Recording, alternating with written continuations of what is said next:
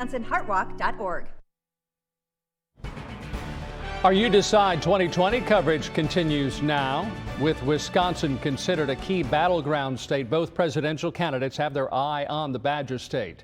Democratic presidential nominee Joe Biden will be in Manitowoc tomorrow. This is the second trip for the former vice president, he will make to the state this month.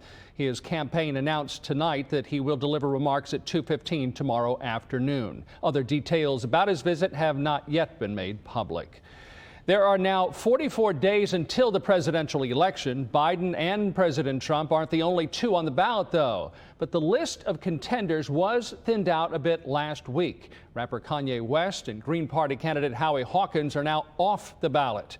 Fox 11's Kia Murray caught up with both the Biden-Harris and Trump-Pence campaigns to see how they're trying to woo those third-party voters.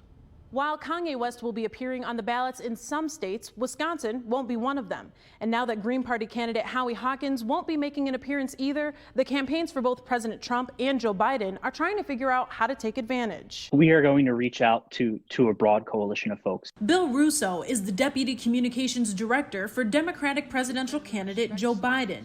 He says swaying people who would have cast their ballots for Hawkins or West comes down to outlining issues that appeal to those voters. Whether it's, folks who are more inclined to support, the Green Party candidate, who may have heard Joe Biden's speech on climate change yesterday and really thought this guy gets it, who would have heard the moral clarity and policy specifics that he brings to an issue that's an existential threat to us like climate. We want to get Republican, conservative votes, independents, libertarians, and we want to get Democrat votes as well. The Trump-Pence campaign is taking a similar approach, attempting to appeal to a broader base and attacking Democratic Party values. That's not your grandfather's Democrat Party. This is not the party. What would they say about today's Democrat Party and their agenda and their platform, which really is a job killer? It doesn't help energy independence for this country. Now, when we look back at the 2016 election, bringing third-party voters to the Republican or Democratic side could very well be the difference between winning or losing Wisconsin.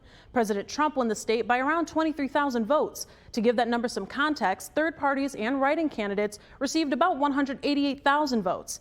In the studio, I'm Kia Murray, Fox 11 News. Wisconsin will be closely watched as we